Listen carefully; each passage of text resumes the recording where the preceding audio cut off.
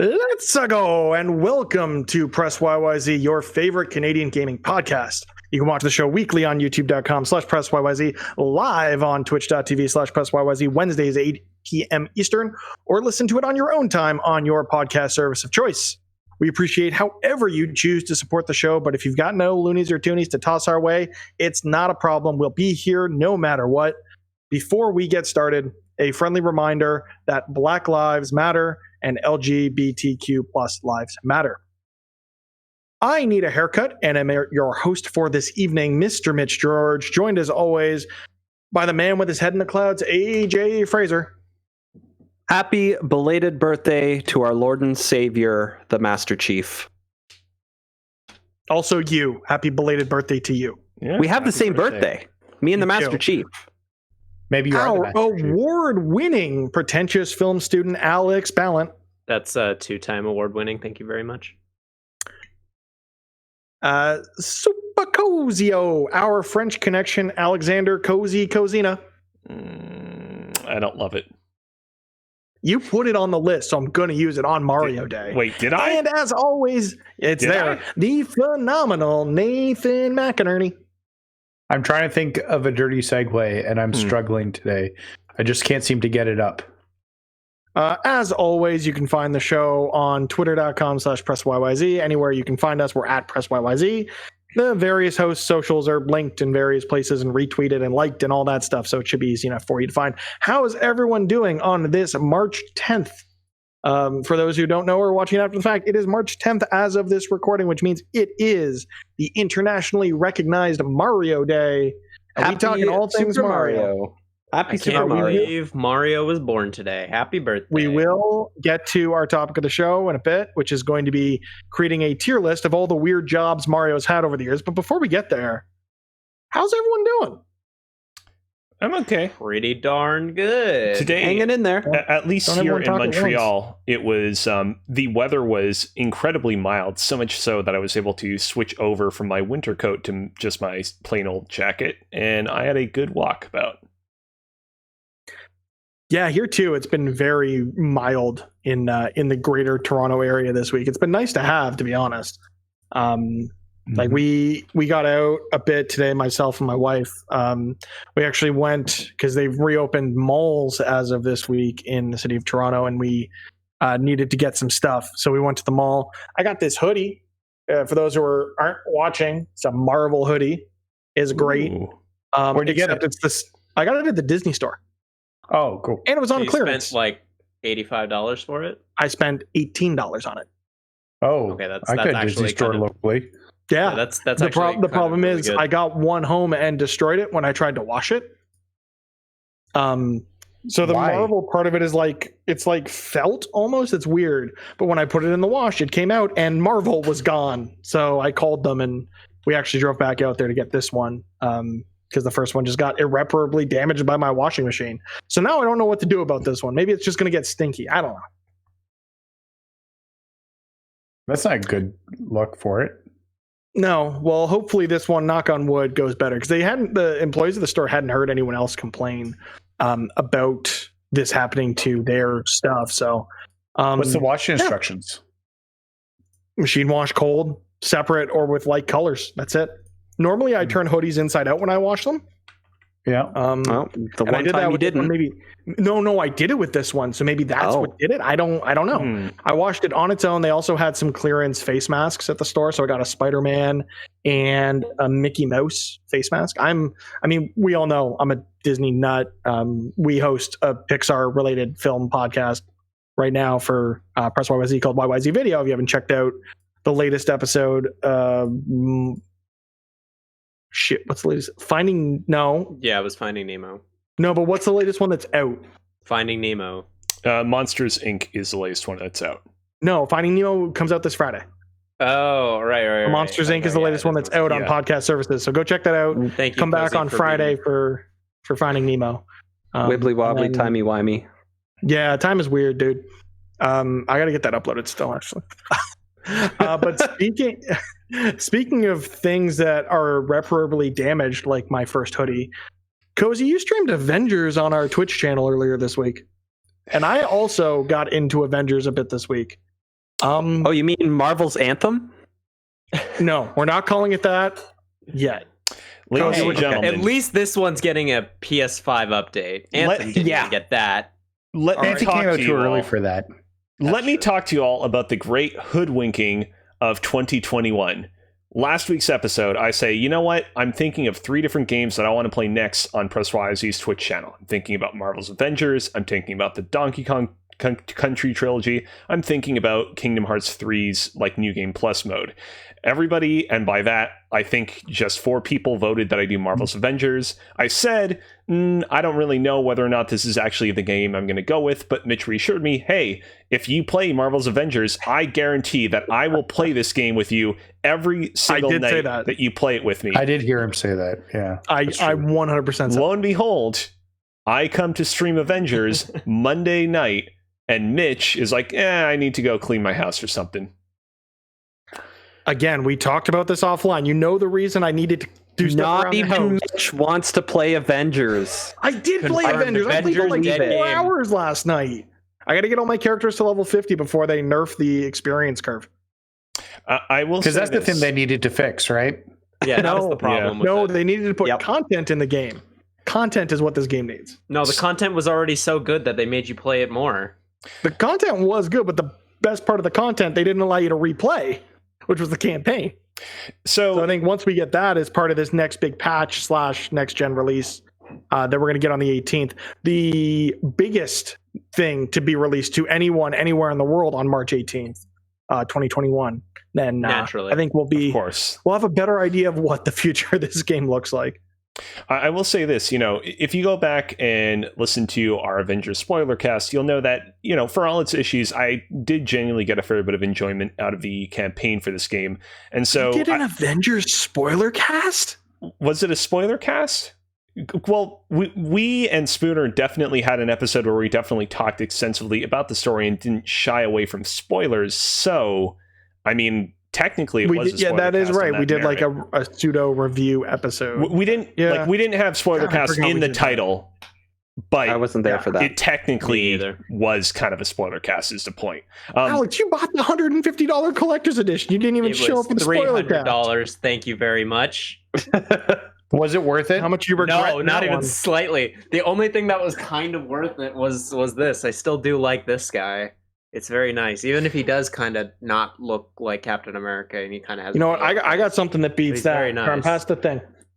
In any case, on the spoiler cast, not spoiler cast, I talked about how, for all its issues, I did genuinely get a decent bit of enjoyment out of the story mode. So I decided to just go ahead and jump into the Kate Bishop DLC. It's not that new anymore, but I had never played through it. And it was a fun time. I actually quite enjoy Kate Bishop, like just playing her, which is not what I was expecting. So far, I've gotten the most enjoyment out of the Avengers are naturally capable of flight, and I thought that Kate wouldn't satisfy the same itch, but she has. And I am definitely looking forward to playing the game at least for a couple more weeks, because I said I would. After that, TBD. Yeah, I think I think the only character I've left to get to level 50 before they nerf the XP grind is Hulk. So last night I got Kate and Miss Marvel to level 50. And just AJ, 1 second, I just want to say, so for those who were listening, Alex held up the collector's edition statue of Captain America that comes with Marvel's Avengers. Yes, But I got you beat, because not only was this sweater I'm wearing on clearance at the Disney store, but so was this guy. And this is a plush Private of Jeebus. Heimlich from Bugs. Heimlich from A Bug's Life. No, that will make his debut on the episode, honey. Now we have another special surprise for later on in our YYZ video escapades that will come back at some point in the future. But yeah, that was a little. I love going to the Disney store. I shouldn't love it as much as I do as a grown ass man, but I do. The one at Square One is closing down, I believe. It is. I just saw reading that. I that. was sad. I will But we say, go to the one at Yorkdale usually, so it's not the end of the world. I will say this: there is a genuine magic to these like specialty stores, like the Lego store or the Disney store, because they actually do give a little bit more of a shit in terms of their layout, in terms of the products available. I don't think it's weird or wrong to say that you like the Disney store. They're good places. I mean, the interesting thing about the Disney store specifically is that the employees at those stores get the same customer experience training that the employees at the theme parks get. So it is that same kind of experience of being, they go behind the scene, or they go backstage when they're going into the back of the store. It's like, oh, welcome back. We missed you. Welcome home. Weird crap like that. But for whatever reason, it works. And sorry, AJ, you had something you wanted to say earlier, and I kind of... Oh, no, it was Avengers related, and it sounds like we moved past it. No, let's go back to Avengers. I love Avengers. I hate it. Oh, no. I was just going to say, in all seriousness, I was considering when I eventually do get one of the new consoles, getting the next-gen version of it, but the update that they gave, I guess, last week with how they're going to rebalance it actually kind of turned me off of that. Yeah, what are your thoughts on this, Mitch? One thing to add to that, AJ, if you get a PlayStation 5, I will mail you or deliver an extra copy of Avengers that I have that no longer has a home. That is if he gets the physical copy. Or physical. That's if you get a physical PS5. Yeah, I don't know if you're... where do you fall on the physical versus digital stuff? I am primarily digital these days, but I do like having the option sometimes. Me personally, I was considering getting the digital version of the PS5 and getting the Series X when I do get around to getting both consoles, specifically for the irony of my Xbox being my primary Blu-ray player. So, I just thought that would be a nice, fun, ironic in-joke just for me. But I mean, that's kind of the boat I'm in, right? Because I did get the digital PS5, but will inevitably get an Xbox once things are a little more settled in my personal life. But if it's a physical PS5, you get that copy of Avengers is yours. With regards to the changes they're making to Avengers going to the next gen version, or the patch that comes out next week to accompany that release, the biggest change people are talking about is the fact that they're changing the experience curve from being a straight line into an actual curve. And for those new to the game, I actually think it's a good idea. I don't think they should... this is something they should have had at the start, and I'm glad that they're doing this, but it's not a good look to do it now the way they're doing it. Because as I was going through last night and playing Ms. Marvel and Kate, and tonight after this, if my wife's asleep, I'll probably do it with Hulk as well, I will go through a mission and level up like 5 or 6 times and just go through and randomly select some abilities and unlock them and do that over and over until I get to level 50. Whereas with a more gradual level grind, I think the problem is you have your level and you have your power level, and they weren't really climbing at the same rate, because you hit level 50 with roughly level 50 gear, and then you've got another 100 levels of gear to grind on missions that are relatively repetitive. And I think if you're making that curve a little more, like you're making it a little steeper, yes, it'll take people longer to hit that max level, but you're giving people more time to explore the abilities they are unlocking. I can only see it as a plus. It is a bad look, but I think it's all in all additive to the game or the experience. I think making cosmetics a little less random, which is something else they're doing in this, is good. I think dropping more content with Hawkeye and Maestro and the Badlands or Wastelands or whatever the hell they're calling their Fallout area ripoff is good. We'll see how good when we play when I play the content next week. I don't know, Cozy. I'll join you if you're going to stream that the following Monday for sure. That's actually a good point. Cautiously optimistic. Mitch, would you rather me go ahead and just power through the rest of the Kate Bishop DLC, or just not even bother with the rest of it off stream and focus on the new stuff next week? Or would you be down for me? So the update drops on Thursday. You stream on Mondays. Okay, got it. I thought I got a little confused. I think if your next session is just more Kate, and then the following week you did the Hawkeye stuff, I'm going to be there for both, hopefully, if things don't get in the way. But he's a liar. Don't trust him. I mean, you shouldn't trust me. I don't know why any of you do trust me to host this most weeks. I mean, my hope is that the Hawkeye DLC is roughly equivalent to the Kate DLC in terms of length. So if I manage to finish up the Kate Bishop DLC on stream next Monday, then the next 2 Mondays after that, I can focus on Hawkeye, and we'll be done with Avengers by the end of the month. Very, very cool. Speaking of things people are done with, Nathan, is it finally time to put that nail in the coffin? Is it time to say farewell to Animal Crossing New Horizons? No. Damn it! I thought you finished everything. So my museum is full, and I have every non-seasonal DIY, but I skipped the fall. And I didn't play for 3 months during the fall, so I missed all the fall recipes. So now I need to wait till fall to get those, and I need to get a few of the cherry blossom recipes. I've had 700 plus hours in Animal Crossing. Jeez. I don't think I've ever played a game that much before, ever. And I don't know why. I probably have with like a few, but it's very like a very small number, and it's like ones that are super important to me. There are a couple of Pokemon games where I've gone higher than 999 hours, and I don't know if this is still true, but back in the past, during like the Game Boy Advance or DS games, if you went higher than 999 hours, it would stop counting. So yeah, I've definitely I don't think I've logged like maybe 1,500 in some of them. Yeah, I don't think I've put that much time into a single Pokemon save, but I think cumulatively over multiple playthroughs, I've probably done that in a Pokemon game. Or I think I played all 3 versions of Diamond, Pearl, and Platinum, so that would definitely count eventually. Yeah. But yeah, it's hard to find games that people stick with in that way. So I'm glad you found something like that with Amazon, with Animal Crossing. But the thing you highlighted here was Nookazon. Yes. So are you familiar with Nookazon? I feel like we talked about this in the past.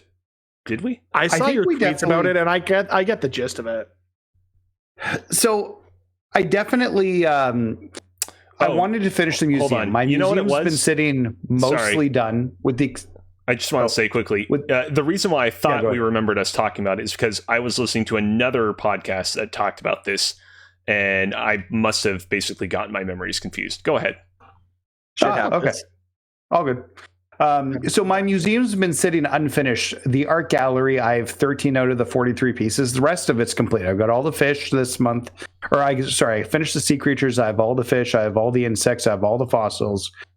But I'm sitting at 13 out of 43 art pieces. And the guy who gives you the art shows up every 2 weeks. In the last 3 times he's shown up, he's given me the same pieces I already had that were real. And so I wasn't getting any further. And I decided that I was going to go onto Nookazon. And basically, this is like Amazon, except you can post your stuff in Animal Crossing, or you can look for stuff and then you arrange to buy it from people. It's basically connecting you with other people to make purchases or sales. So it's like the turnip exchange, but for items instead of nips. Turnip visits. Yes, instead of nips.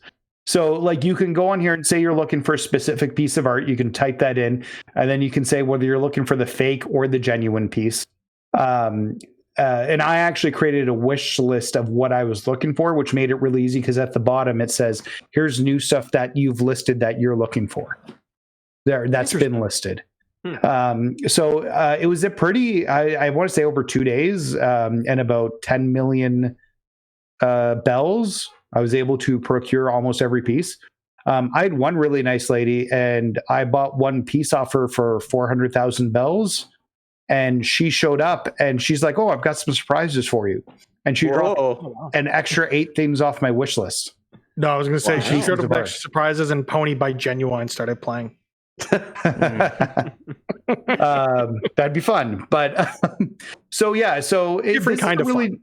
This is a really neat app. I've actually posted a few things and made some deals with people to buy art, like buy my art that I didn't need that was extra from me on it. So it's really interesting to see what Animal Crossing has created, because I don't think I've seen this type of economy in a game before. It's funny too, because my son was asking me about this, and I think I mentioned this in the Discord chat. But he's like, "Dad, is this what capitalism is?" And I'm like, Yes, and then I'm also like, what do you watch on YouTube?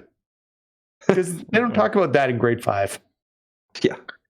I mean, no, sorry. I was just going to say, I know we've harped on it in the past in previous conversations about Amazon, but things like Nookazon should be in the game. Like in Pokemon, you can put you can request a Pokemon that you're looking for to complete your Pokedex, and you can like put up a Pokemon for offer. Yeah. For trade and stuff. Why couldn't you theoretically do the same thing with this? The thing about that is the GTS is no longer a part of the core game. It's now in a mobile app, and it is kind of crappy. Worse? Okay, so they've only gotten worse. Got it. Way worse. Well, I mean, the functionality is still there. It's just the way you have to jump through an extra set of hoops basically to get it to work is the difference. Talking to the dodos to go to an island. Got it. So everyone only wants legendaries for whatever you're asking for to complete. Everybody wants a legendary for that was definitely true of the GTS back in the day. I do want to comment and say, like, I'd previously heard about the Nookazon service. I'd never actually been to the website. Like, this is shockingly professional in terms of its layout. Like, if you had told me this is an official Nintendo run website, I've been like, yeah, looks legit to me. Well, and like, so if you make a purchase with somebody and you come to agreement on the terms, and they can counter offer. So if I offer 20 Nook tickets, or say I offered 400,000 bells, then they could counter and say 700,000. I could come back and say 500 to try and meet in the middle. It then gives you an option to put your dodo code in, or they can request your dodo code. Or and basically it does all the connection stuff for you. You just have to put the dodo code in, go, and then you do the transfer. Honestly, that almost sounds more like an eBay than an Amazon, but I think it is more eBay. I just think Nookazon sounds better. Yeah, I can't. It's like the website that popped up recently out of Toronto, actually, because of the whole pandemic, of notamazon.com or .ca, which is basically a market. I actually know one of the guys that was behind that. It's kind of crazy hearing the story from him. But it's it's funny the way these sort of ghost markets will pop up to fill a need, and there was definitely a need to fill when it comes to connecting people in Amazon. Speaking of connections, Alex, you played A Way Out? I started it. I'm about halfway through. I played it with my girlfriend, and it was very, very cool. Honestly, it all kind of stemmed from hearing some of the preview coverage for It Takes Two. Because some of the preview coverage for that has compared it to Portal 2 levels of like co-op. Like, it's supposed to be like on that level, is at least what one tweet that I read came from. And so because of that, I was like, this is really cool. And I mean, I love Joseph Fares as a personality, but I've never actually played any of his games. I never played Brothers. I never played A Way Out. And so I decided Brothers is good. Yeah, that's what I've heard. I've heard it's like really like probably his best game. It's really affecting. I'll say that much. That is definitely one I would like to check out. But I just saw that that Way Out's on Game Pass, so I just thought might as well give it a try. We finished WandaVision, and it was like, do you want to start this now? And it's really cool. There's a few issues that I've got when it comes to like. Because we were playing on the same console, so it's like it's got the split down the middle, and when like you're in two different scenarios as like the two dudes, and I start talking to somebody, but then she starts talking to somebody, it kind of prioritizes whoever was first, and so the audio just gets very much lowered, and so you have to kind of just read the subtitles. There's weird little things like that it doesn't seem to have taken into account the agency that both people are going to be having at the exact same time. But besides that, it's really cool. It's really like fun, like working together. And I'm, for the most part, been enjoying the story of like these two dudes who like wanted nothing to do with each other, but then had this like common goal, and they're starting to grow attached to each other. And it's, we're about halfway through it, I would say. And I'm very excited to like kind of get through it. But yeah, it's really cool. And honestly, more than anything is getting me more excited for It Takes Two. Because I think that's going to be I think that's going to be a little bit more up my alley because it's going to be kind of like a little bit more like the fantastical, and it's going to be about relationships. And so I'm very much looking forward to playing that later this month. That's this month? Yeah, comes out at the March 26th, I think. Huh. I was surprised. Hmm. Let me double check. March 26th. Yep. Huh. Interesting. Yeah, that's been one that I've kind of had on my radar as one that could potentially be a good date night game or even a stream game if someone here wants to play. Because I think are they doing the same thing here with the Buddy Pass where you buy one copy and get a copy to give to a friend? I believe it is similar to that. I don't think they get a copy of it, but like they can download the game and play with you. Yeah. Cool. And I believe it's going to be the same thing with It Takes Two. I do hope you mentioned it's going to be on. Oh, I just hope that it will be on the EA Play, which is part of Game Pass Ultimate. So I doubt it will be. I think it's probably not at launch. Yeah, but because it's an EA original, it's not one of their big games. It's potential, but either way, I think it might come there sooner rather than later. Like things like Star Wars Squadrons has already come there for Game Pass Ultimate. It's probably just a matter of time. But there's something you mentioned I have to go back to. Yes. You brought up WandaVision. It's a perfect show. Nobody can convince me otherwise. It's a perfect show. It's not perfect. It's not perfect, but it's very good, and it's probably the best thing the MCU has ever made. But it still falls into a lot of agree with you of there. The MCU. It's the best thing the MCU has ever made. It faltered at the end. It needed more. You faltered at the end. That's not why I wanted to bring it up, but that's okay. I do want to just put my 2 cents in here and say that after the conclusion of WandaVision, I put out a couple of tweets where I think I was a little bit overly critical of the show. I think when I will look back on the show in retrospect a couple of months from now, I probably will look back on it a lot more fondly than I looked back on it those few hours after its conclusion. That being said, I do agree that there were a couple of issues with the final episode, but most of it was pretty good. Okay, there we go. So the reason I brought up WandaVision was not to discuss the finale, even though I'll discuss the finale all day long, but the fact that I did discuss the finale with a friend of ours, Nate Plays Games, over at the Geek Centric podcast. I featured on their finale episode, wrapping up their watch club for WandaVision. It was a ton of fun. If you haven't, go give it a listen. It's really, really fun. The reason I want to talk about WandaVision, though, is because a couple of weeks ago, Disney Plus launched the Star banner in Canada. Stars. And ever since, my wife and I have been addicted to a little show called The League. Are you familiar with The League? It rings a bell. I've played League of Legends, yes. This is about fantasy football? This is about fantasy football. It is about a league, a fantasy football league that just gets up to all sorts of shenanigans. And it stars some actors you might recognize, like Nick Kroll, like Jason Mantzoukas, like Paul Scheer. There are a lot of really well-known guest appearances as well. I don't know. How do you guys care about spoilers of if an actor appears? Not in a specific role, but just if they appear? With a show like this, it's not really... It's been out a while. Isn't it over? It is long since finished, yes. But we've been binging them because they're nice, short, 30-minute episodes. It's friggin' hilarious. But you get appearances from Seth Rogen, Jeff Goldblum, a bunch of NFL athletes. It's really, really fun. If you're at all into just the weirdness around sports, not necessarily football itself, just friends being goofy and doing fantasy stuff, watch the show. Fair warning though, super raunchy, super not safe for work. Now but I'm interested. Really funny. Jason Mantzoukas' character is insane, like literally insane. Like trying to start bar fights with knives almost every time he shows up at the bar. Levels of insane. It's really good.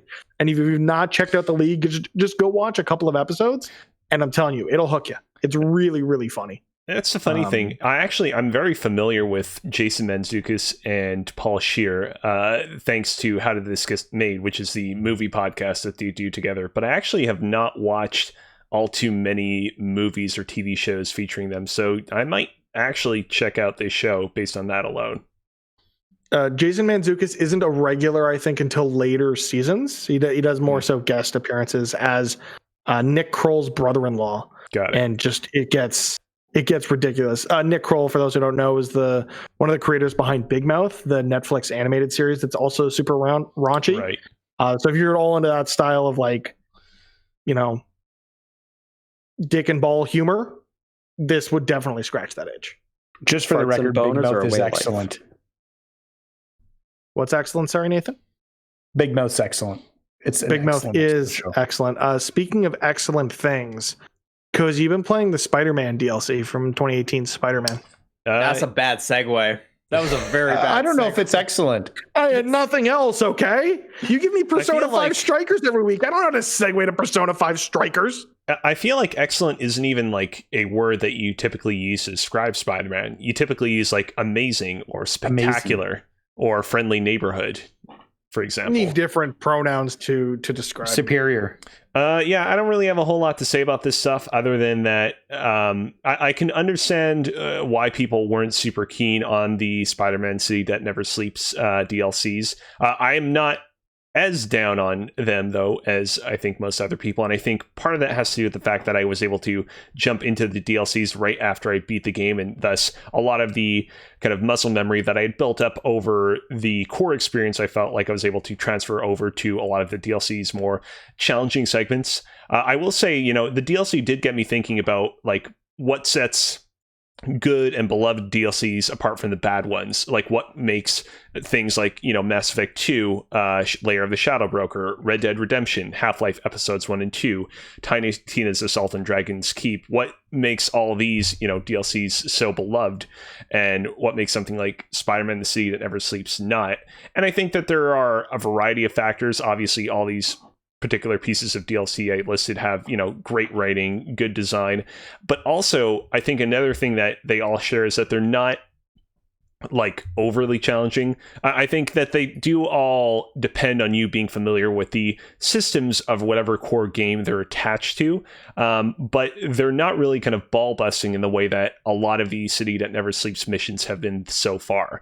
The City That Never Sleeps trilogy really kind of assumes that you're intimately familiar with the systems of Spider-Man 2018, and as a result, it's not afraid to kind of push you in ways that the main campaign didn't. And I think that I'd have to imagine that probably turned off a lot of people, particularly people who maybe had taken a quick break from Spider-Man 2018 before jumping into the DLC and might have been a little bit rusty when they were checking them out. But that's just my opinion. I'm curious about you, Mitch. Where do you stand on these DLCs? Because I know Alex, myself, and him were talking about them not too long ago, and he's like, yeah, I feel kind of iffy on them. I really enjoyed playing it when I did, just because I enjoyed getting back into that game. I do agree it's not as strong as the story told in the main game. That being said, I loved having another opportunity to swing around that city to complete the tasks related to the missions and things like that. I am curious to see how I tackle it going into the Spider-Man remaster, which I plan on I wasn't one of these cheaters that just booted up the remaster with my save from Spider-Man 2018 and popped the platinum.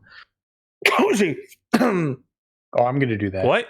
I know you're going to do Cozy that. hasn't Didn't you do done that, that Cozy? No, I haven't. I haven't purchased the PS4 version. Yeah, I purchased the PlayStation 4 version. I initially played it on my PlayStation 4. I downloaded it to my PlayStation 5's hard drive when I played the game most recently. Cozy, when you buy Miles Morales with the Spider-Man remaster, are you or are you not just going to use your save to pop the platinum a second time?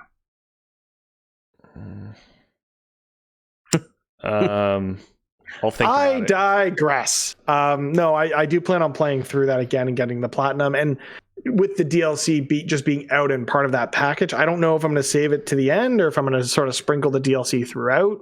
It's going to be interesting to see how I tackle it now that it's all out. Have you thought about playing the DLC in reverse chronological order? So the first thing that you play is A Silver Lining, which is the third episode in the trilogy. Then you go Turf I don't know Wars. if you can. Then you go The Heist. And then you go the main campaign. And I'm pretty sure you I don't can. think you can do that. I mean, this is just the PlayStation 4 version of the game. Bizarre. But you can select like one of the DLC missions, and it will bring up a warning saying that, hey, you are going to spoil yourself to certain bits of information that were introduced in the main campaign. But it will let you select the mission, I believe, if you want to. I never thought of doing it like that, and will not do it like that. I will figure out a better way to integrate playing that DLC into my subsequent playthrough of that game. Quick aside, so when I bought Mass Effect 2 many years ago, the version of Mass Effect 2 that I purchased was specifically the PlayStation 3 port, and that port came equipped with a bunch of the DLCs for Mass Effect 2 that had been released at that point, kind of baked into the experience. So Layer of the Shadow Broker, and the other one where there's like a guy that's like an AI. Overlord? Yes, that's correct. And when I first booted up the game, I actually did not realize that these were DLC missions. And so I'm like, what should I do next? Should I, start recruiting people for the suicide mission, or should I do this really cool sounding mission called Overlord? And so like the first two things that I did in Mass Effect 2 was complete Overlord and Layer of the Shadow Broker. And I will say, I thoroughly enjoyed Mass Effect 2, but it was a little bit of a downer to go from those DLC missions to some of the normal missions in Mass Effect 2, because those two missions were incredibly well polished and featured like really high production values in their, kind of single concentrated form, compared to the rest of Mass Effect 2, where that production value is like a little bit more stretched out, so to speak. But all the same, good DLCs. Speaking of, I have no segue for this, and we already talked about Disney Star, but I'm just going to go back to it. Nathan, you watched Scrubs? Yes. I am in a week, I am on the third season of Scrubs. Have you guys ever watched Scrubs? No. I caught it once in a while, never got into it. It's a brilliant 30-minute comedy. It's probably one of the first that isn't really a 4-camera sitcom. I want to say it debuted in 2000. There weren't many doing that back then. In fact, they have a whole episode that's dedicated to it, be like a kind of a episode parodying 4-camera sitcoms and what that show would look like if it was a 4-camera sitcom. But it's just, that show's so good. And every time I watch it, the acting from Zach Braff to John C. McGinley to Donald Faison, the entire cast is just brilliant. And then the guest stars, like I was looking at all of the guest stars that have been on that show. I just finished the second season, and Ryan Reynolds pops up as one of their best friends from college. They've had John Ritter as his father. Brendan Fraser plays Perry's brother-in-law. It's just so, like, the cast is, the guest stars they get are amazing. But the thing that Scrubs that always did right, it was a 22-minute show and it was a comedy, but it would hit you in the feels and it still can make me cry. That show. Episode 4 of that series, I never can keep a dry eye, and I don't know why. They just hit all the right tones, and it's a doctor show. It definitely is a comedy at the same time and kind of satirical of the, like, being a doctor, but they found a way to hit that emotional sweet spot, which I want to say very few shows could. And it's just so, and it's such an easy watch. We talked about how I was playing Animal Crossing this week. That's what I was watching while I was playing Animal Crossing. So just a perfect show. It's on Disney Plus. Give it a watch. It's well on Disney worth Plus watching. if you're in Canada with Disney Plus Star. Yes, or any. I think Canada. it's on all Disney Plus Star regions. So if you're in the UK or Australia, that'll count for you too. And speaking of things you can get in Canada, AJ, I need to know. Yep. I couldn't find myself an Android device to get into this, but you know. That sucks. I do know. You do know what Pokemon Unite is like in the Android beta that is right now exclusive to Canada. Yeah. Yeah, it's so Pokemon Unite is the Dota / League of Legends Pokemon MOBA clone. Yeah. It's a MOBA. Yeah. I am having a lot of fun with it. In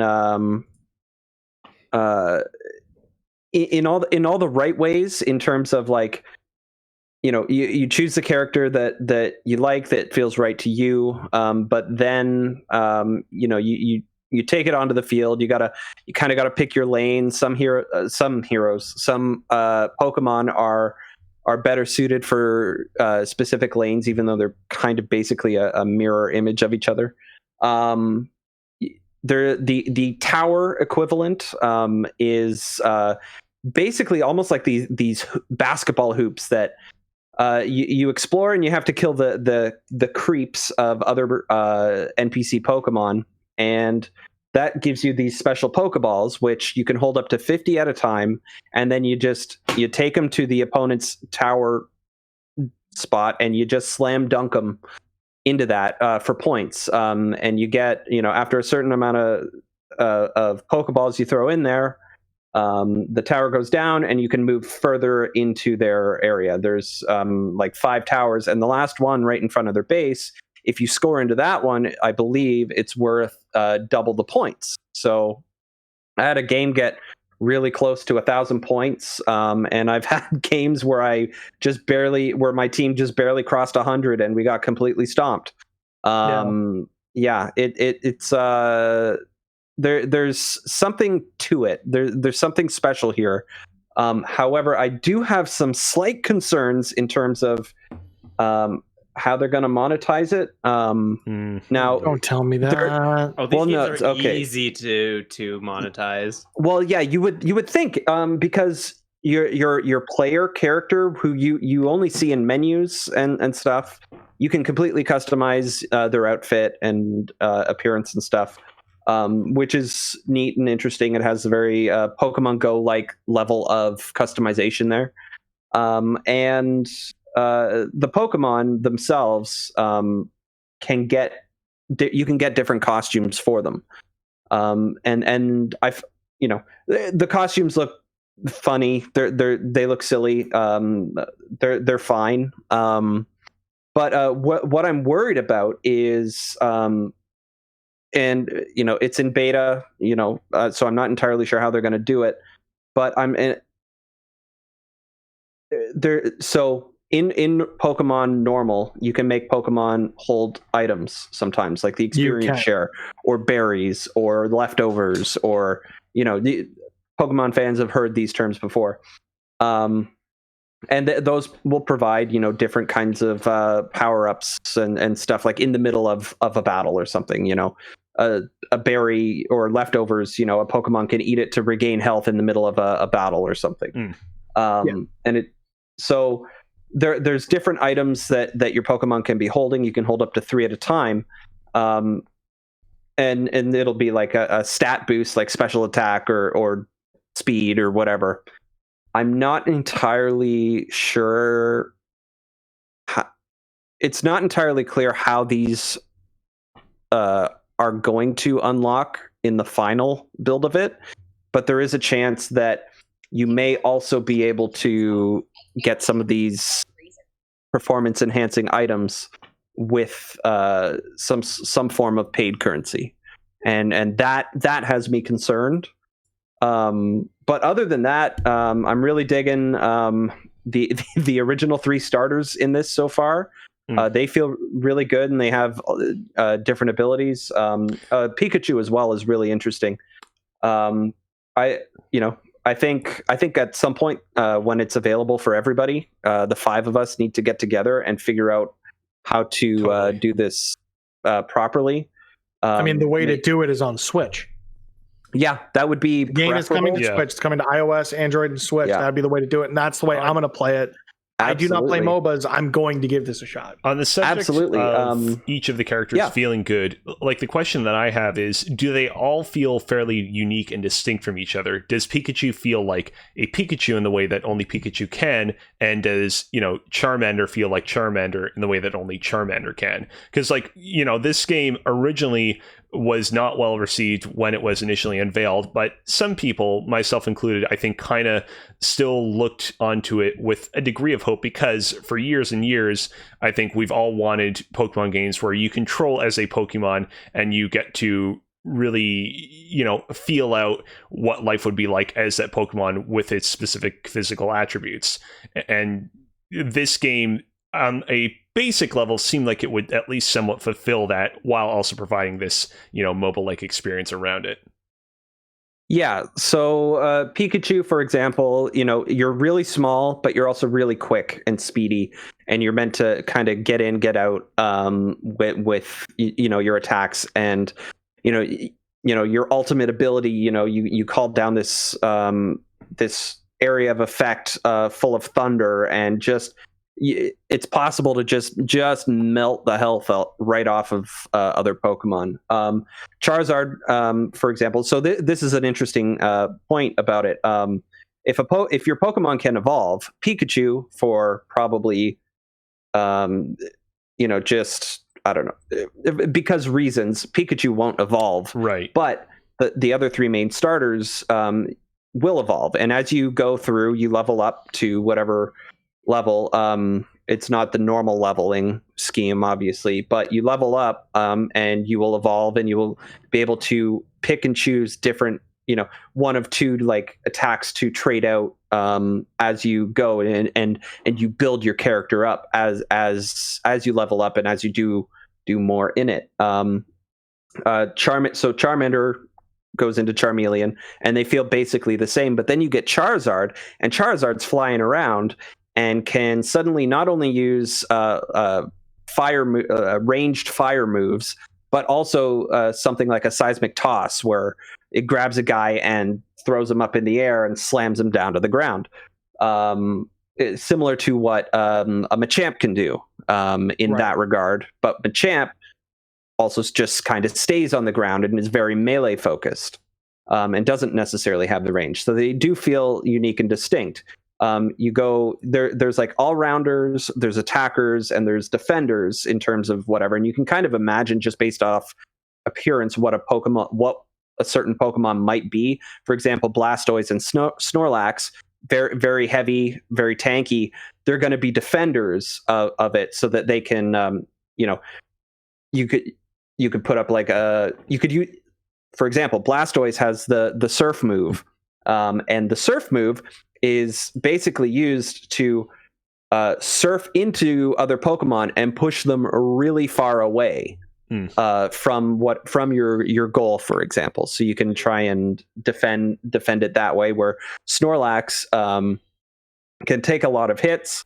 You can give it the move rest if you want, and just drop, fall on the ground in the middle of the field and regain half your health over a span of like 5 seconds or whatever.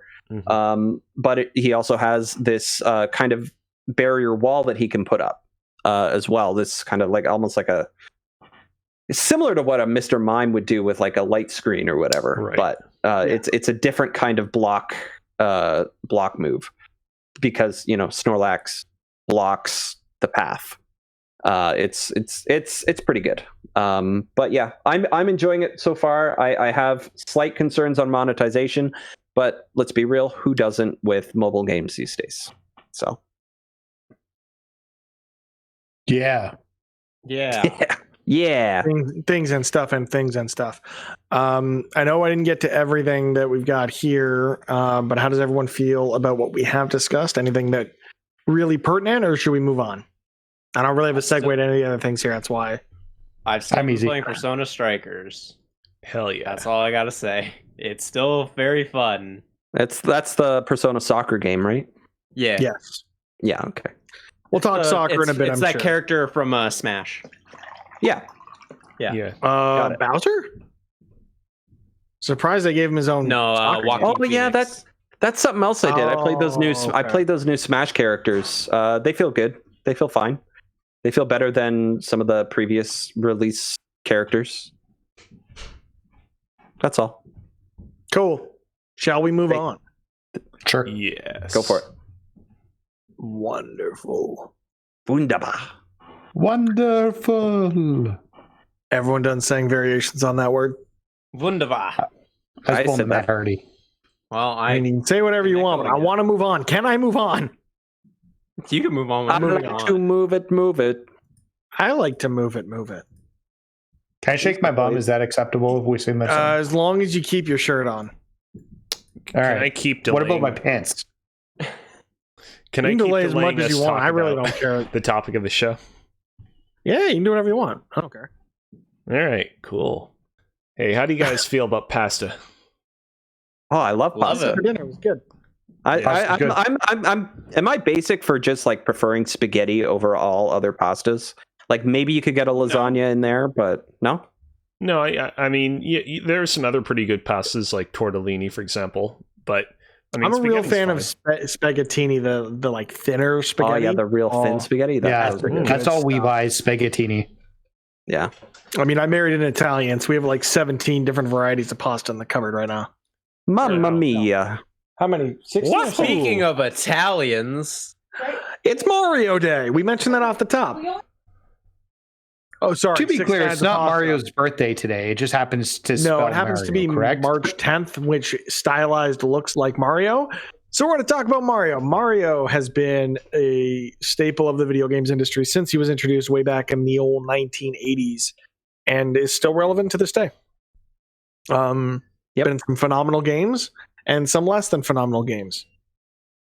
He's usually been a plumber, but not always.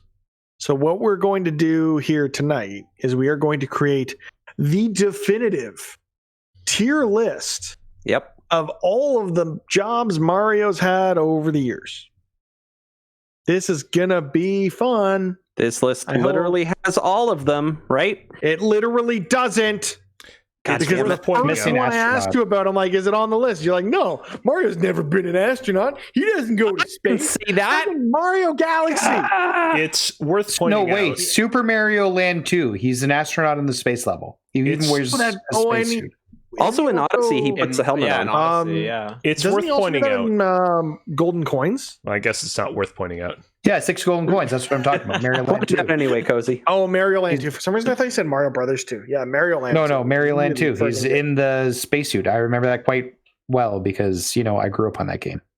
That game was a staple of my childhood. The 3 games that went into my Game Boy were that, Tetris, 4. That, Tetris, Alleyway. Also a really weird Mario job in that one, which I'm sure you didn't put in your goddamn list. Probably not. Actually, I think it is. Is it actually? Yeah, I think it is. Shit. God damn it. This article you linked me is multiple pages. That's going to be no good. It's 3 pages. Assemble the tier ranking that we're going to be going through today, we consulted a 2017 Games Radar article called 26 Jobs That Mario is Inexplicably Qualified For. And some of these jobs that were listed in the article, we didn't really bother with. Like, for example, there was one job that was just sports master of all the sports, because in Mario Sports Mix, Mario's doing all the sports all at once. And it's like, nah, we don't need to bother with that. But other more familiar jobs that we all know Mario is having participated in will be featured on this episode.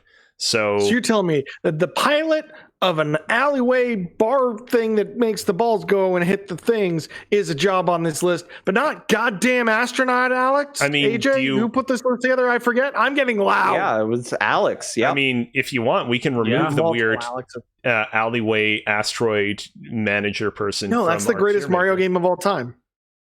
What? Yeah, what? Alleyway is the best Mario game ever made. Do you even see Mario when you're playing Alleyway? Or is it just on like you see him get into the ship? He's on the cover. I was going to say, you do see him, but you do see him in the game get into the ship. Yes? You do you do see the visual of him getting into the ship in the game. Are you sure? Yes. This game was my childhood. I own it on the 3DS, I think. I have to check. I think it was on that virtual console. Oh, it's a really friggin' good brick breaker. All right, let's get into this. Or tiering them. Okay. Well, unfortunately, someone decided to take all these things that are on a multi-page thing and put them onto a single list. Just put them into alphabetical order. That's what happened. Yes, which means I need to go through all 3 of these pages to try and match the visual that Cozy has to what is here. And I'm going to say that the first one we're going to talk about is that Mario was an animal trainer in Donkey Kong Circus. What the hell? Yeah. I've never even heard of this game. I've heard of a lot of games. Why are we talking about it? Let's rank it as a D. D. Moving on. Yeah, I mean, animal training for circuses is pretty cruel. So I think that's a pretty D tier artist job. Mario Paint. Yeah, Mario Paint. behind. Oh, you missed another one too. You missed Construction Worker when he's making the Mario levels. He's in there. No, he's on there. Is he? Oh. It's in there. Yeah. Now I feel like an asshole. But from a different game. Yeah, not from Mario Maker. That's where he's the best. He's not really construction. He just wears a construction costume. He doesn't really do really much cute construction costume. Artist in Mario Paint, and by an extension, Mario Maker as well. So who's played Mario Paint? So Mario Paint is, you have the painting stuff, you have stamp stuff, but you can also make music in it. So Mario is a goddamn artist, and I think that's at least A tier. A for artist.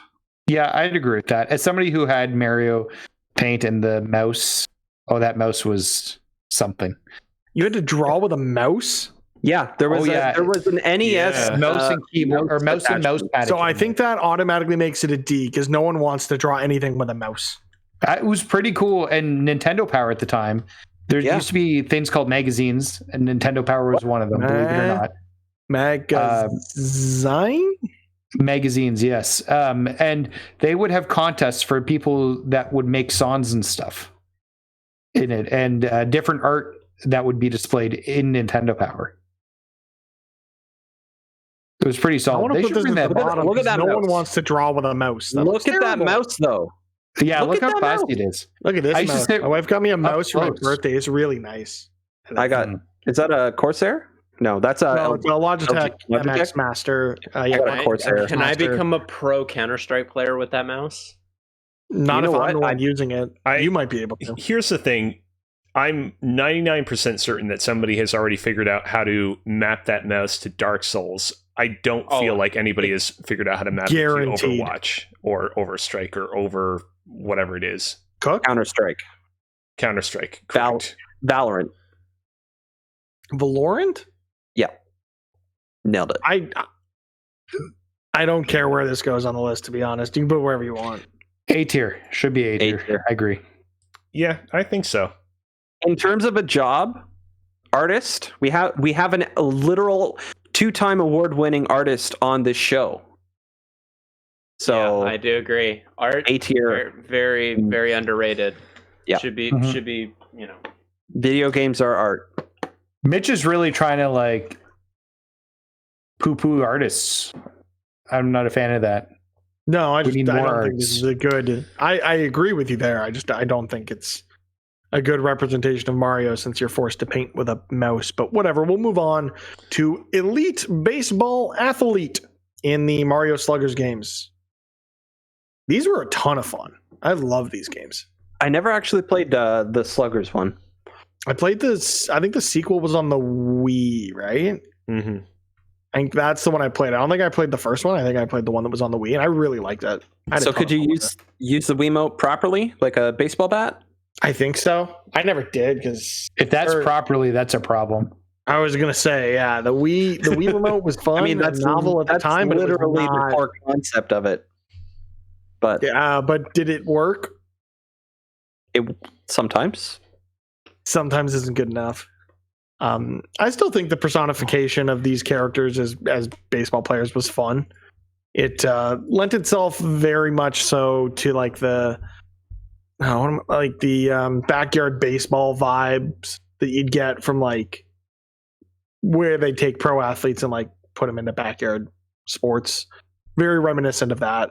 I liked it. I had fun with it. I think Mario was Mario swinging a bat, so nothing crazy, but honestly, outside of the tennis and golf games, I don't think anything really gave good personification to any of the roles that Mario had, or the various occupations. But maybe that's just me. In the Mario Sluggers games, did you have all sorts of kooky special moves that basically took the personality traits that you knew about these characters and kind of configured them into a sports or baseball setting? How in Mario Tennis, a character will flick their tennis racket and 3 balls will instantiate in midair and they can do a super shot. Was there anything of that nature in Mario Sluggers? I believe so. Was it basically like MLB Slugfest, but Mario? Kinda, yeah. Yeah. It was fun. I liked that, but I feel like I'm the only one who has.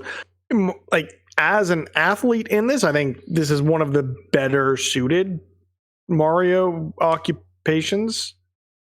It made more sense for him to play baseball than a goddamn Goomba. That's for does the baseball mini game in Mario Party for the Switch count as no? It's not the same thing. Okay, well, I tried. What do we think? Where are we putting Mario playing baseball? I'd put it at, I don't know, B tier. I'd put it even at C tier, to be honest. Yeah, I was thinking C. Art is too high for me. I don't think it's lower than art is, but that's just me. Put it wherever you want it. All right. Wherever you want, Cozy. What's next, Mitch? What's next is elite basketball player from the Mario Hoops games.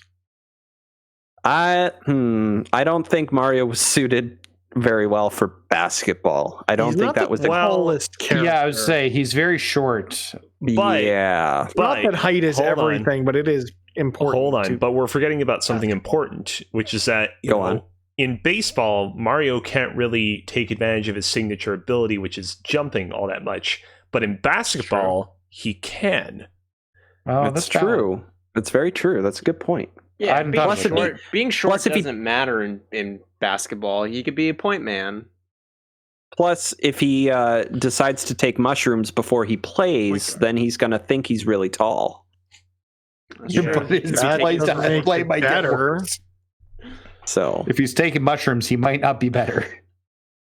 Yeah, I was going to say, it doesn't make it better in any stretch. No. Doesn't it? No. I think actually it makes your performance worse. Let's all take mushrooms and try playing basketball. Yeah, let's find out. We could also not do that. More mushrooms for us then. Basically, yeah. Again, I don't know. Where do you guys see this going?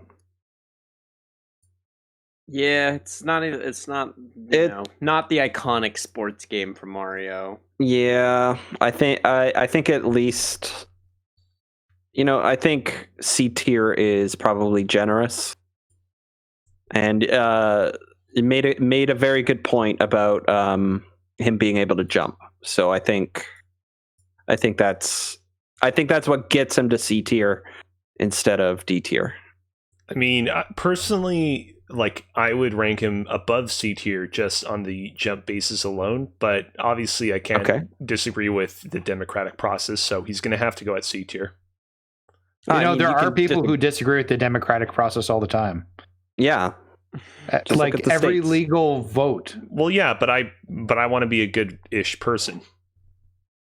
The Koopas are going to storm the castle. It happens all the time. Oh my god.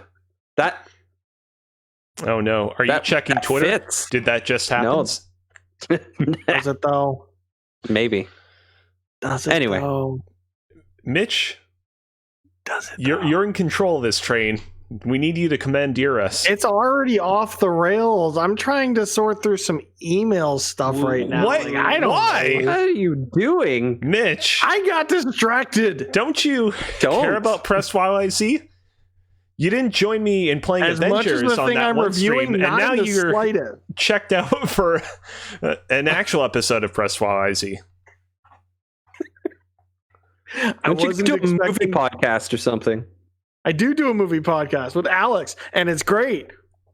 I hear it's okay. Right. I've heard middling reviews. Have you listened to it? Yes. Are you lying to me? Maybe. I have not listened to it. I know your girlfriend listens to it because I get messages from her every week with critiques. Yeah, about probably how angry she is at your wrong opinions, I bet. No, just my opinion of Brave. Yeah, exactly. Oh, Brave's a terrible movie. Does she know that? God fucking damn it. Ooh. It's going to be fun. Did we decide to put that in a place? I got lost. I put it at C tier. Cool. Referee in a boxing ring from Punch-Out. Ooh. Oh, okay. That's iconic. This is iconic. Yeah. Yeah, that's... I think... Okay. So in a Mario... We have to make the distinction. So this is a game where you're not playing as Mario, but Mario is there doing a job. Right. Mm-hmm. right? So you're not doing the job as Mario. You're just kind of you're being Little Mac and you're fighting dudes. Yeah, but it's Like, not like Soda it's not- Popinski. I This is a guess. tough job, and he does it all the entire game. He goes through several people. He needs to keep the fight going. I don't know is much he a about boxing. fair He rep? needs to count. He's fair. Is he okay? He's fair. He's reasonably fair. Yeah. I mean, Yeah, okay. he's programmed to like not like have any varying differences in terms of the amount of time between him saying 1, 2, 3, 4. Like it's not like he, accidentally or inadvertently or intentionally gives any downed boxers any more time to get up than he normally should. So yeah, I'd say he's fair. Yeah, he counts accurately in time. So that's a hard thing to get in and he's boxing, perfect yeah. every time. Yeah. Every time. Every time. Every time. I'm honestly 30% of tempted the time to. can't be right every time. I'm tempted to put this as one of our first S tier roles for Mario. To be honest, Yeah, I would put this up at S tier. Would you Yeah, see- okay. All right, there we go. The democratic Fine. process Yeah. must be respected. Must. You must. All right, Mitch, what do we have next? Me trying to figure out if I think I did. Was that the right Oh no. bill that I paid? Fuck off. God damn it. Yes, it is. All right, cool. Do I have the other ones scheduled? I thought I got. Make sure. Wait, hold on. Let me read some of my own emails schedule as well. payment. If Yes, we're okay, doing good. email time on Press YYZ. Sorry. All right, let's Um, get. Let me just. Oh, look at this. I don't Zoom know. I spent video $128 on a communications. trophy today. Whoa. How much did you spend on GameStop stock? I've spent 200 in total, and I've made that back pretty nicely. I hear cleaning you've up made there. it back twice. Yeah, I'm cleaning up The there. the next role that Mario is taking on in games is as a brewery worker in Mario Brothers Game & Watch. What? Yeah. Yeah. Seems reasonable. Why is You this made even alcohol. here? Why not? Oh, have you played a Game Do & you Watch? like alcohol? I've not. Yeah, this is bottom tier no matter what. Let's just move on to the next one. What? No. Yes. You want to keep middling in these things, and that's how I get distracted by my taxes and email. I mean, taxes are important. They are very important. If you have, It'd be not nice if the already, you billionaire should. class paid them. The billionaire Yeah. class. Huh. I All do them want to billions. say, I do have to give this particular role credit for being a pretty unorthodox role that you normally don't associate with Nintendo's Italian plumber. Is that Mario? I mean, Yeah. that's the Yeah. thing. Oh, right, the name is that- says Mario, and they say Mario and Luigi right there. No, you're right. that's the thing, right? Is that there isn't really a lot of identifiable aspects on these renditions of the characters. You don't have, obviously any red or green. You don't even have like the silhouette of like the icons on their hats distinguishing them as Mario and Luigi, M and L. But I mean, I don't know. I think that there's something commendable about a job like this. I feel like not everybody can be a brewery maker, and I feel like Mario's, holding it together. I think this is a B tier. B for brewery. I'm down Yeah, for sure. B for brewery. All right. I mean, can you get the documents out of the closet? I need them for a thing. Sorry, what were we talking about? Oh, Jobs. right. Mario is a carpenter in Donkey Kong. He's a Is this carpenter? just because he has a hammer and is on a construction site? But Yeah. it's what it said. I mean, I mean, go ahead. hey, It's probably in the manila envelope. The one with all the paperwork. I'll get it after, honey. Don't worry, relax. Sorry, what was that? God damn it. Construction Yeah. work. Put them where you want them. Happy Mario Day. This is an iconic role, but like I feel like Mario's role as a boxing referee is far more iconic than this one, despite the fact that, like, you know, this is the OG Mario job. This is the first time that we ever saw Mario in any role at all. I personally think he should go at A. I'm just going to go ahead and read the little snippet underneath in the article we're pulling from here. He's on a building site. He wears overalls. He's pretty handy at smashing things up with a hammer. Does that change anybody's opinion? I'd be fine with it. The game is not about him having that role as a construction worker / carpenter guy. It's just him trying to save the princess from the big ass monkey. Fair. C tier at best. I don't care if it's the first one. It's the role that he's playing isn't what's iconic about his appearance here. It's the game itself and the history behind the game, not the history behind the role that he's taken on in the game other than saving the princess. Okay. I feel like because let's meet in the middle at B. Yeah, B. There we go. Fine.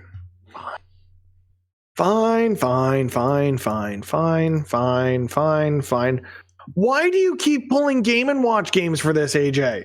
I didn't pull them. It was the list that was made. Cement factory worker from Mario's Cement Factory on the Game & Watch. Yeah. What's wrong with this? So, are you saying that cement factory workers aren't important?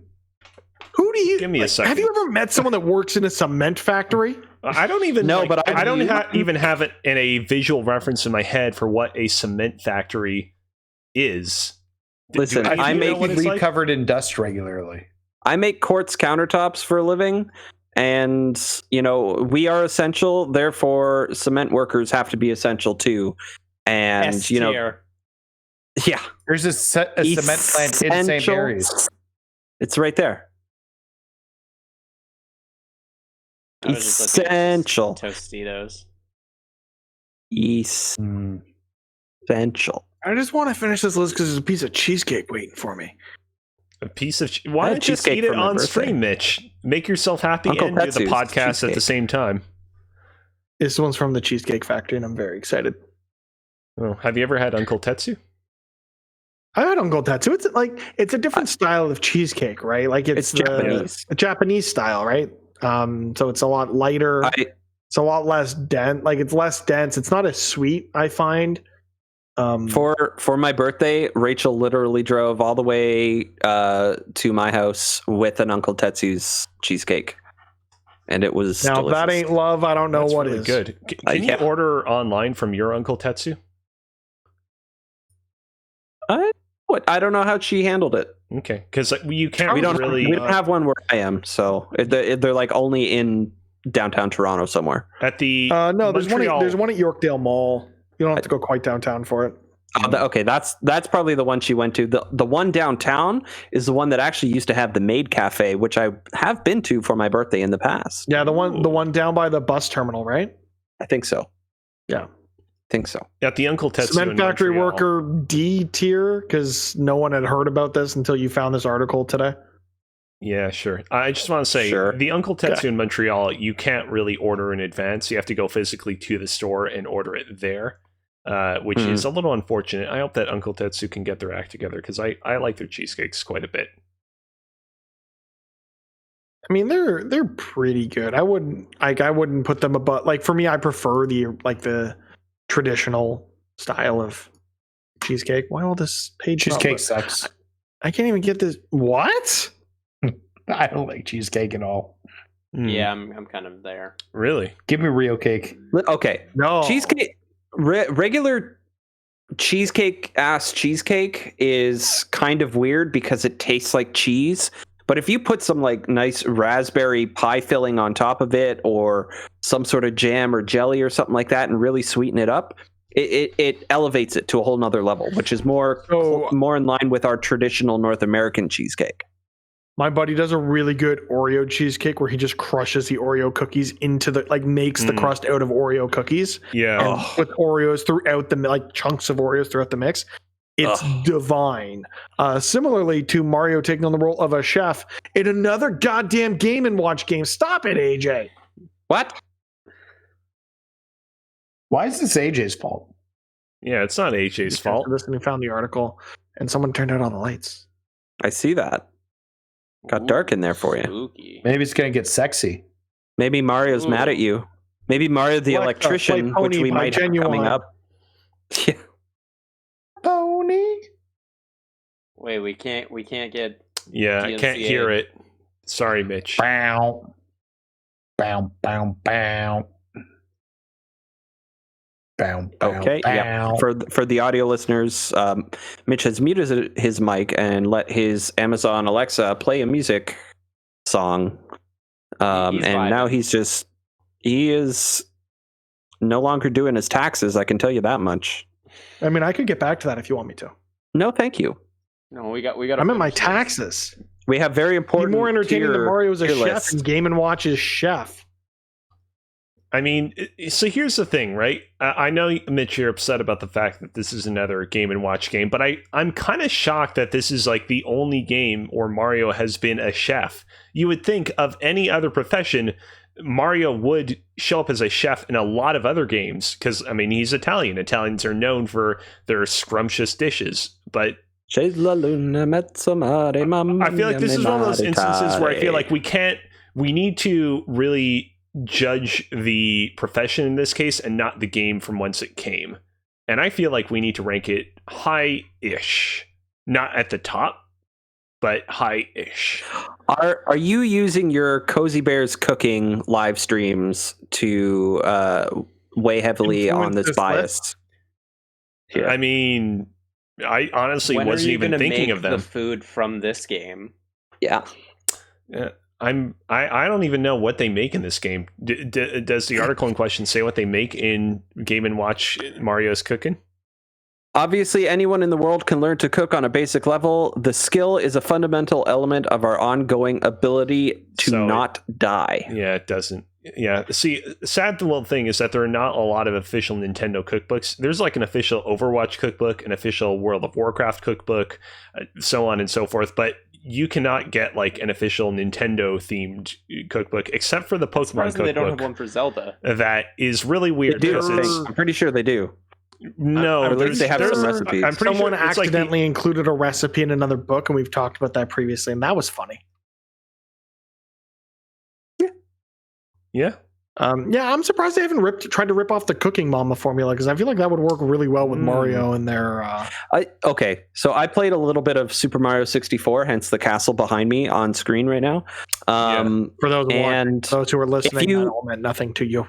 Yes, if you leave Mario idle long enough, he goes and takes a nap, and then goes full Italian stereotype and starts dreaming about Mamma Mia. Here I go again. No. Here I go. Spaghetti, ravioli, and then he falls back asleep or something like that. But he starts talking in his sleep about spaghetti and ravioli. So I'm going to say A tier. I think they got to make a legitimate Mario game before we can put it together. I think it's no higher than B for me. I personally make that any cooking Mario game, like a Cooking Mama clone. It's not doing it for me. Sure. All right. It's going at B. Okay. What do we have next, Mitch? I can't tell because the image on your screen is small and I have to scroll through this list. I'm not sure what's next. Construction worker. I was going to say, are we a doctor yet? I don't think we are. No. What he said, construction worker in game about construction working. The site is terrible. It doesn't load half the time. What the hell? Yeah, it's kind of broken for me. Real borked. All of our wonderful viewers going and crashing their website. All the hits it's getting right now. Thank you, guys.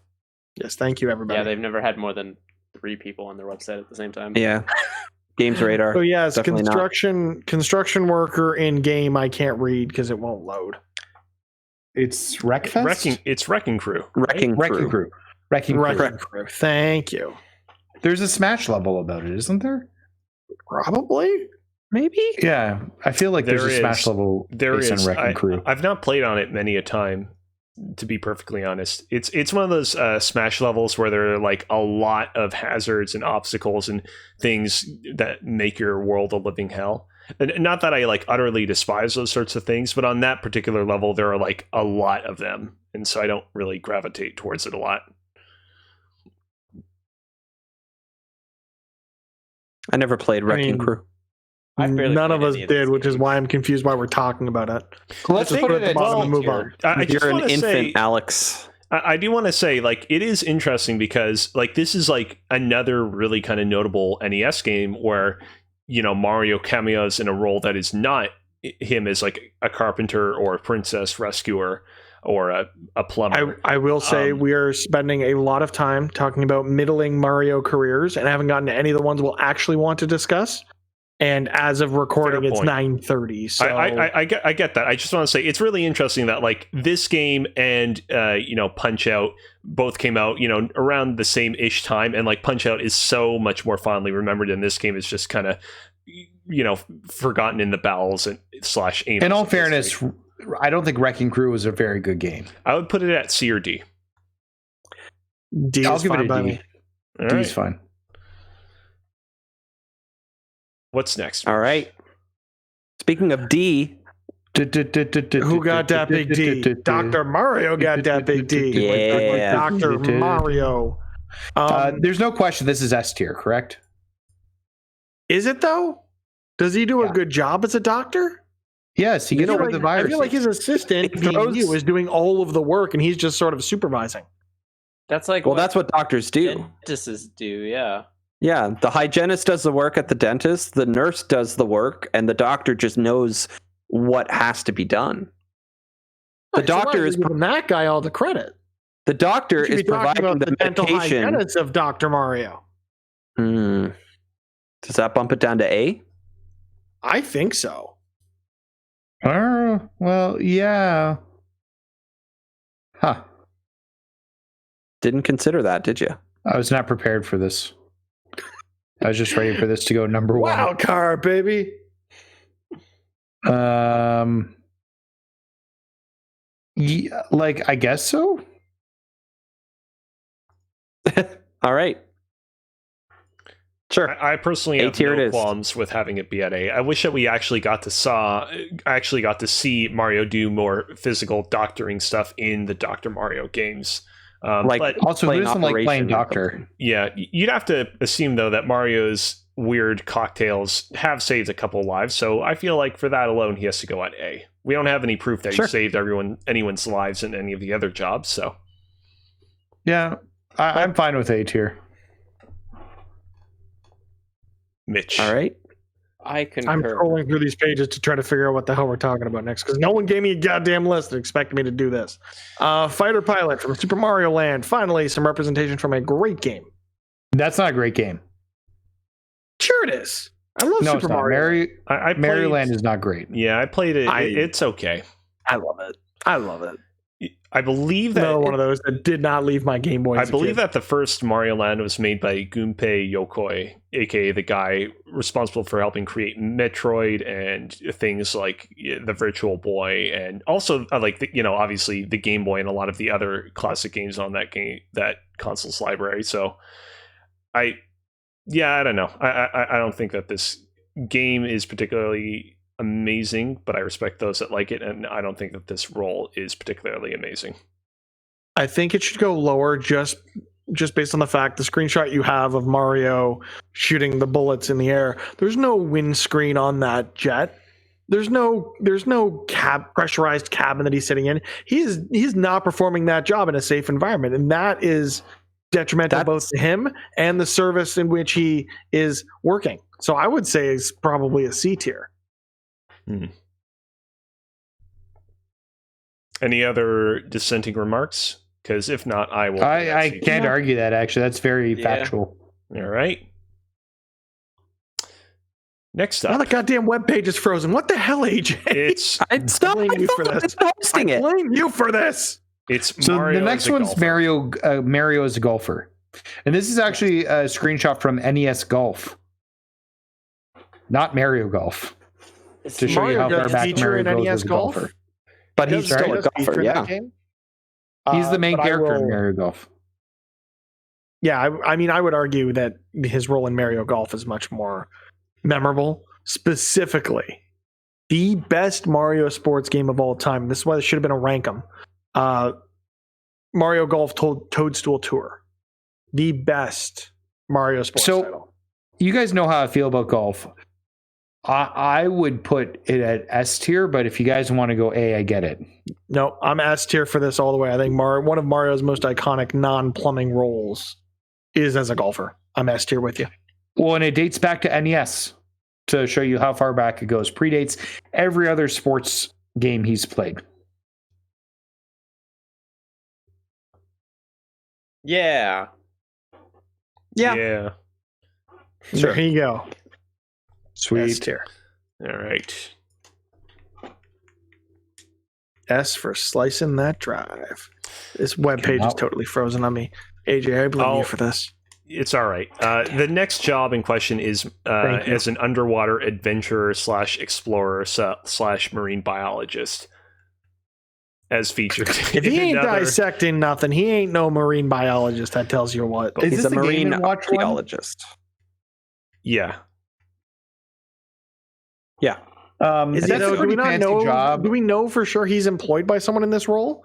Has he not just stolen a ship from somewhere? Self-employed. Also, you don't. They don't confirm that in the lore of whatever the hell this is we're looking at. In the game, let's make it C tier. Game in question. Peach is on the boat. I just want to read this thing really quick. Sure. Mario is, in addition to possessing the implausible raft skills already detailed in this feature, an expert in scuba diving, and he also has the required knowledge of marine life to safely navigate an encounter with a goddamn kraken. At least he had the appropriate pressurized suit for this one versus the flying thing. It's true. I think this should be a B tier. I think for that reason alone, B tier makes sense. Yeah. All right. Yeah. B tier it is. I hate this. Damn. And now next one is the important one. Biggie. This is the one that matters. This is the most iconic job Mario's ever had, and that's as a plumber. S tier. Anything other than S tier makes no sense. I agree. Maybe like a C.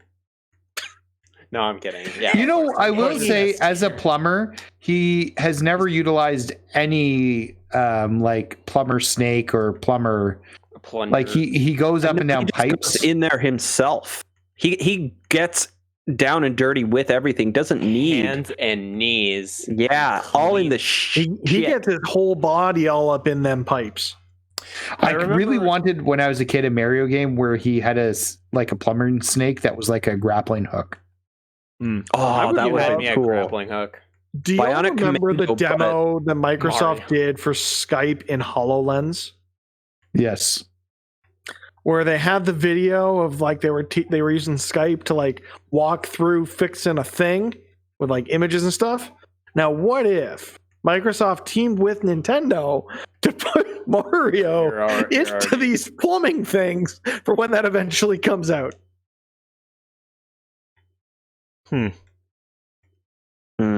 I'm surprised I'm acting like this after only a single beer. Next one is as a professional driver. Sorry, I do want to say very quickly. We'll speed through this next one. Hey, it was always really weird as a kid to learn that like Super Mario Bros. Was the third Mario game. That prior to that, there had been both Donkey Kong and this other one, Mario Bros., which I always forget about all the time. But yeah, it is weird because it is the game where we get to see Mario as an actual plumber plumbing up the plumbing system. It was a plumber who plumbed. For the record, I never liked that game. I've never been good at it.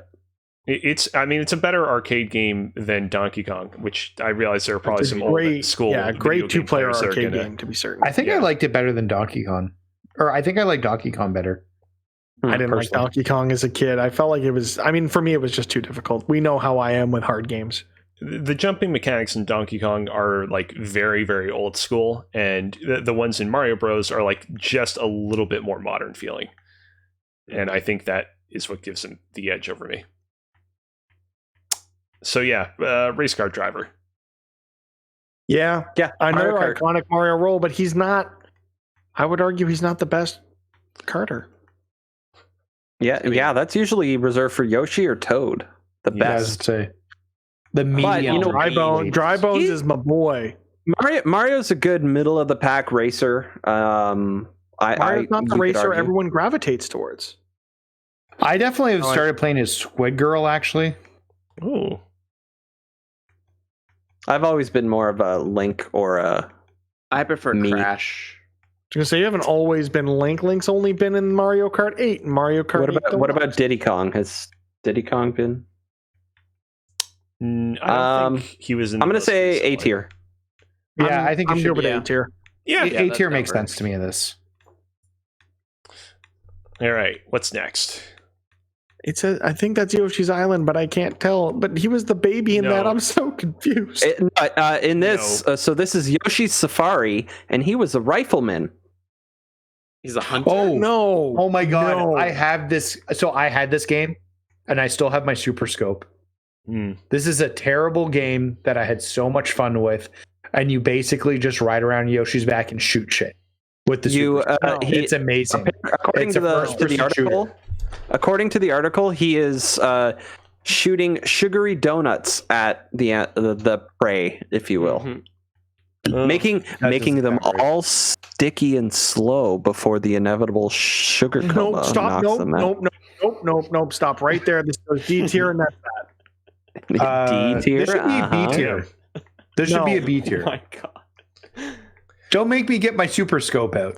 We've talked a little bit. If you can find your Super Scope before the end of the episode, I will move that to S tier. We've talked about the Super Smash Bros. Series. Challenge accepted. Nathan's gone. We've talked about the Super Smash Bros. Series. It's really close, isn't it? Preserving like aspects of Nintendo history that we've all forgotten about, like Wrecking Crew earlier on. Like, if it weren't for Smash Bros., I would have completely forgotten that the Super Scope was ever a thing, because there were just... Like, were there any other notable, memorable games that used the Super Scope aside from Yoshi's Safari? I didn't know the Super Scope was an actual thing outside of Super Smash Brothers. So we can move on to Mario as a footballer or soccer player, depending on which side of the globe you're from, in the Strikers series. We have some UK listeners. Yeah, well, I want to make sure we're inclusive here. I understand that, Press but YYZ. What confuses me, Mitch, is that you said football first before soccer. Because if I didn't say it that way, I know some people would get mad at me. All right. Well, those people can go back to their fake country. Strikers, Mario, soccer player. I think solely based on the fact that when the new Mario Golf was announced, shit, it's in box and everything. Wow. I mean, we gotta. How do we know that's not just an empty box? All right, he's pulling it out. Whipping it out right now. Whipping it out on stream, guys. You guys are missing out. Where's the game? Guys, Nathan is packing. No, he just said the Super Scope. No, he just said the Super Scope. Look at this classic thing. It's got the aimer. You can aim. I don't know if we're allowed to show that on Twitch. That thing's rad. Isn't this the coolest thing ever? I never got rid of it because of how cool it was. Why is the shoot button on the top of the thing? That's weird. Because it's like a rocket, yeah. But wouldn't it make sense if it was on the handle where you're holding it? But he's not holding it there. There is a button on that handle, just for the record. There? Oh, okay. Yeah, here, let me...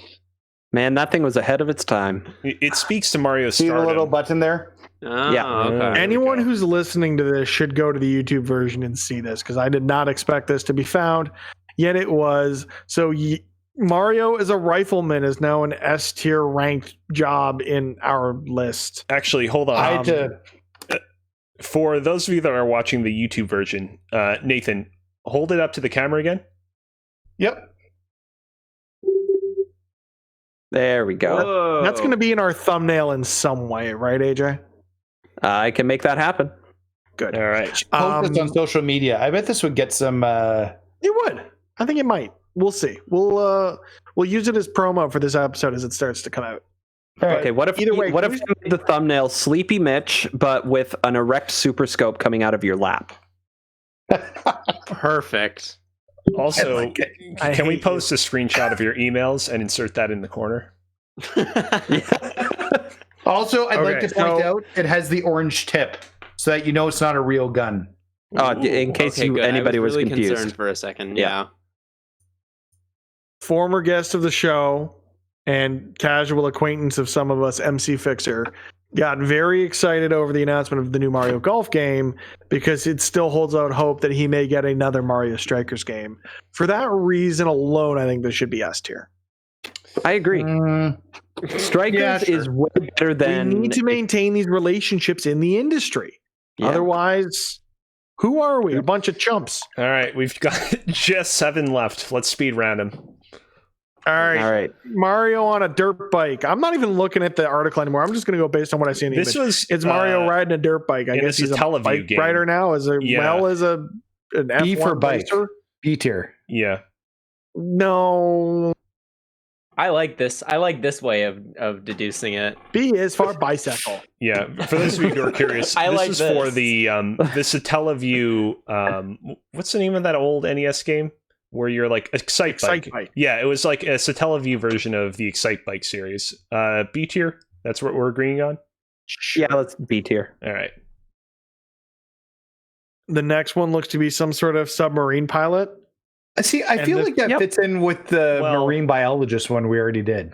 But you see, here's my argument. This one is very similar to Mario as an airplane pilot that we did earlier, but submarines are naturally Pressurized at sub this point.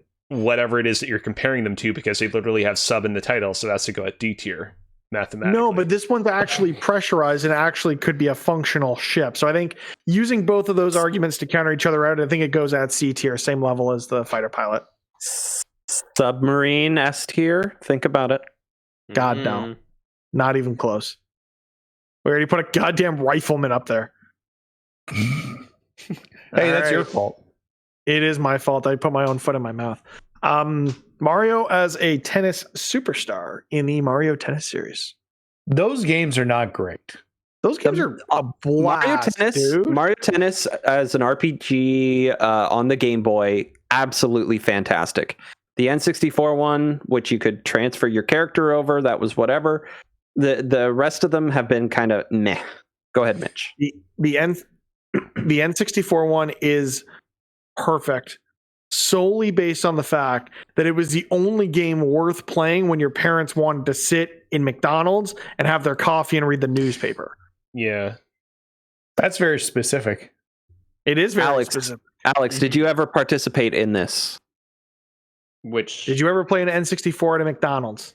no, I've played an N64 though. Were those in Canada? I never had an N64 in a McDonald's. I was also like 16 when the N64 came out. You were too old to enter the play place when the N64 came out. When did it come out? 2000? GameCube. The No, N64? wait, it was earlier. No, 96, right? 96, yeah. I would have been Did- 14. Right? Did they do the same thing with the GameCube? Yeah. No. In some No. locations, I think they did. In others, they just I- Because I removed feel it. like I remember that. You might actually just be remembering the generic Walmart demo kiosks. Oh Maybe. yeah, that's probably I personally think that we should put this at B tier because, when we talked about Super B Mario for Venice. Sluggers a lifetime ago, I talked about how it's a little disappointing that we don't see a lot of like super powered, hyper exaggerated Mario moves take place in those games. But in Mario Tennis, you do have that kind of stuff. So if there are no dissenting opinions, I'm going to put it at B tier. I mean, I have dissenting opinions, but it's not about Mario or tennis. Okay. Honestly, tennis champion, it's a good job. Again, we're getting into more refereeing with Mario. This is as an a umpire, tennis. technically. So the next Judge. one is Mario as a tennis referee. It's not as good as being a boxing referee. So That's true. Honestly, Yeah. I feel like it All you gotta do should is be watch in the a ball same going back level. and forth. Nah, it's less involved. I feel like would there's say. less nuance because with boxing, you gotta actually You watch gotta- what's going on, and You got to watch what's going on. You got to get actively involved, get down on your hands and knees and count. Whereas sometimes you blow a whistle. a tennis referee, you're sitting in the chair watching somebody play real life Pong. How often is Mario on his knees, do you think? Moving on to Mario as a theme park owner, I think, from the Mario versus Donkey this Kong is from series. one of the Mario versus Donkey Kong series. Mario It was just feels like a owner plot of point. Donkland. It just feels like a plot point. D tier. D for Yeah. Donkland. Damn. Okay, I can't fault the logic. There. Yep. All right, Mario is a creepy They toy should- ringleader guy from the That's- Mario Minis game. He's a toy maker. Yeah, it's they're basically the Mario Mario Lemmings. I like It's that Mario game. creepy Actually, AF is what it is. I had a good time with that game.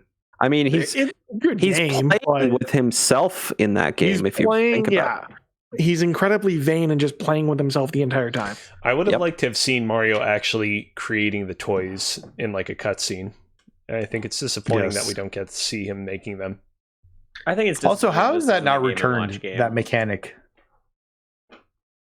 In the The game. last one we got was on the 3DS, wasn't it? Wasn't there a 3DS like downloadable title in that series? I just remember on is it DS? It started on the GBA. It's actually it's like when you think about it, it's kind of interesting that we have not gotten a lot of like Smash representation from this particular side of Mario. Are there even any like I'm spirits, for example, of like the Mario toys?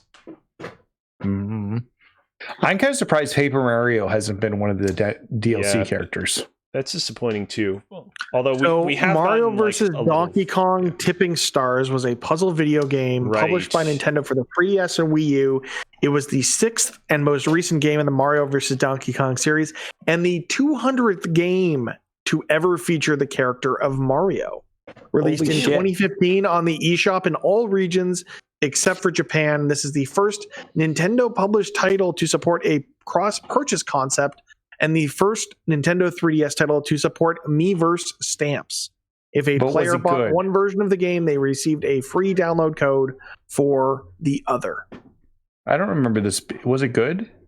Probably not. Where's I remember Metacritic. this game being talked it's got about. a 70 on Metacritic. I remember this game being talked about at the time of its release because of like, as you talked about, Mitch, like the interesting like release scheme with this game, how you could get like one version if you got the other version, for example, and like the integration with Miiverse and all that. But like, I don't remember the actual game itself being like super memorable. I can't put this above Mario as a tennis player. Personally, like my morals will not allow me to do so. So I think it's Put either it at the C or same D. level. Same level I can agree to. I think same level. All right, B And tier it the is. last one is Mario pretending to be Samus. I don't know what that is. What the hell is No. that? Is a Vietnam soldier in Mario's Bombs Away. We get this, but we don't get Mario in friggin' Alleyway. It's a D tier. Alleyway D was on tier. the list. D tier for So- didn't add Alleyway to our goddamn D list. tier for committing war crimes. No. Also hold that on. Breaking the Geneva Hold on. Convention. Hold on a second. And First that's off- been your show. No. Well, first off, do we know what war Mario was fighting in Mario's Bombs Away? At the time, That does probably look like Vietnam? Vietnam. That Yeah. does- In It would have Mario's been about the right time for Away, Vietnam. In Mario's Bombs Away, the cheery stomper of wildlife must transport bombs from one side of his camp to the other so that his platoon, officially designated bomb thrower, can hurl them into the trees to blow up the enemy hiding there. Is this game What the racist? Why is the oil in the barrel on fire? It's being lit by a soldier lying on the barrel smoking Well, it a makes sense cigarette because and if they're swinging invading from a bottle country, of they're going to be going something. after oil. Needless to say, it is the bleakest Mario game ever This is made. incredible. Wait, Why have you is this played here Mario's but not Time Alleyway Machine? or Mario is an astronaut? Or Mario's a time traveler? Or a typing Do you think teacher? Ronald Reagan Or a himself hotel gave manager. Mario a Purple Heart? This is D tier. This deserves Listen. its own tier. Listen, here's Is there my a CDI Mario argument. game that we haven't tapped? No, here's my argument. Support our troops. Support. S tier. Canada wasn't in Vietnam, were we? I'd have to imagine that we probably played like some small role in the same way that like we played a small role in World War One, for example. I mean, my grandfather went to Korea. That's close. Here, Canada Canada and the Vietnam War. The Vietnam War had considerable effects on Canada, but Canada and Canadians also affected the war. The Canadian government did not officially participate in the war. However, it contributed to peacekeeping forces in 1973 to help enforce the Paris Peace Accords. Right. So we went in and helped fix it. So we're not really supporting our troops. We're supporting. If it's not at the bottom, I'm going to leave. I still think that just because of the fact of knowing that Mario probably received a Purple Heart for this, I think that should be S tier. And I hope it was either Reagan or Nixon. I don't know which one was president during that. Mitch, let me make whichever one of those two. Let me make a compromise with you, Mitch. What if we create a new tier called bottom tier, but we put it above S tier? Is that like knack tier? Can we just add knack tier? I will allow it only if we move Mario as a tennis player into A tier.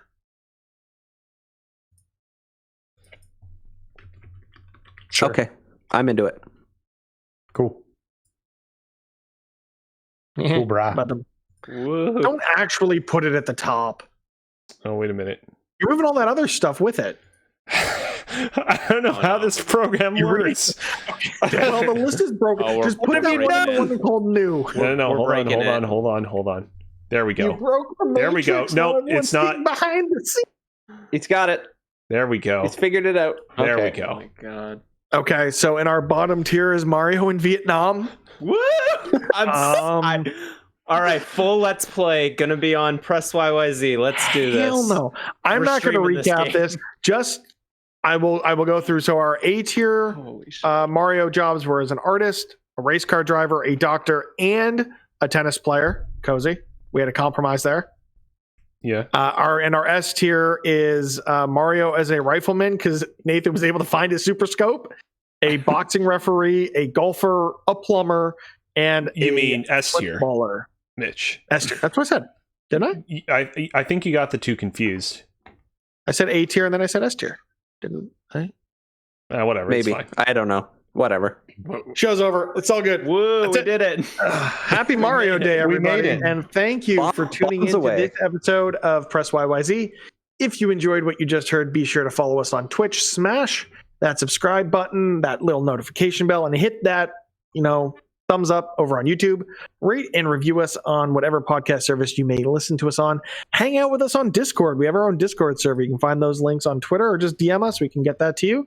And like I said, Twitter is the best place to get a hold of us at Press YYZ to stay up to date on everything. When we go live, new episodes go up, when we're going to be streaming games. And anytime any of your hosts have stuff to share, that Twitter account shares things out from them as well at Press YYZ. And until next time, thank you for playing. Wahoo! Happy birthday, I don't know about Mario. you guys. I don't know about you guys, but this episode was a blast.